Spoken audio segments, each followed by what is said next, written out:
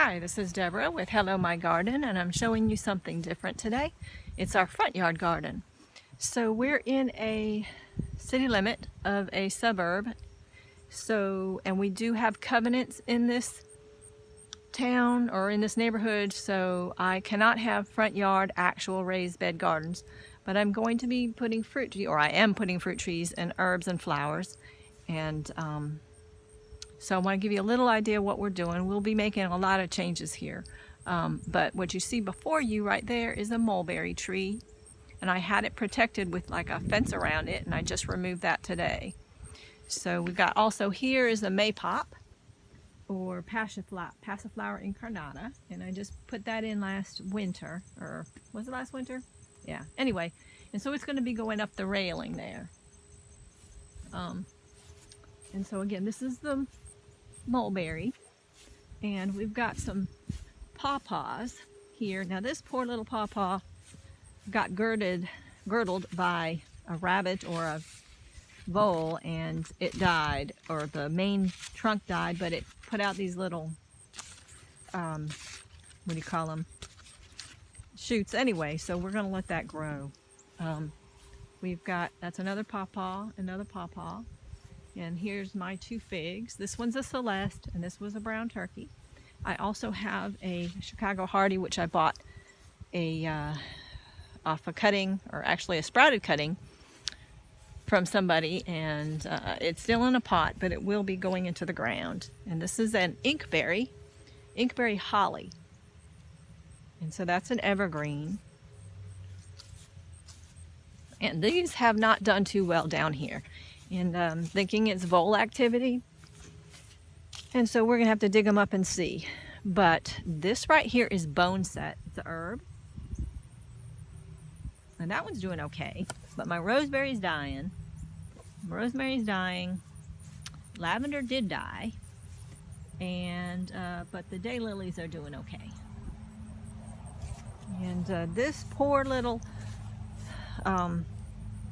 jujube is getting attacked by the deer, and I'm going to have to protect that.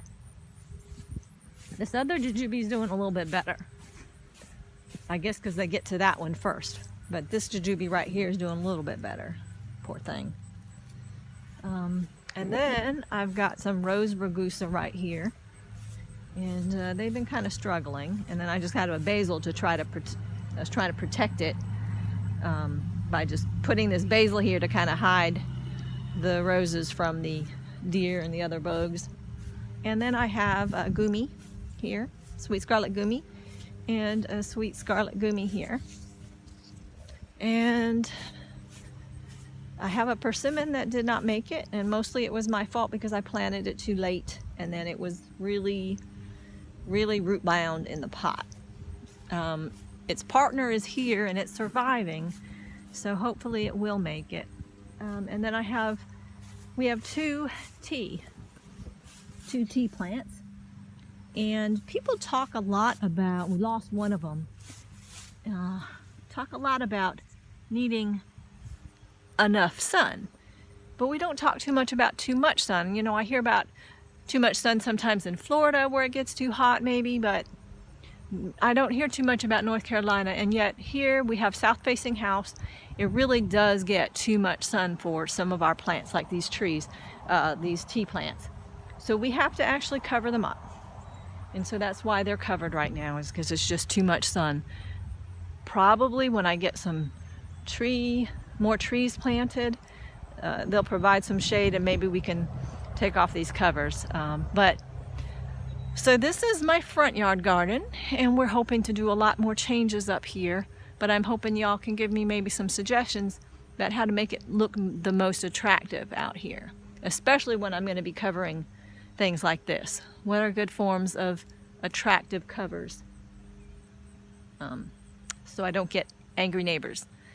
But thank you so much for watching. And oh, by the way, y'all have sent me a lot more rain this summer than I normally get. So I'm highly appreciative of all those well wishes for good rain. On a bad note, we do have a possibility of Hurricane Florence coming to hit us this next week.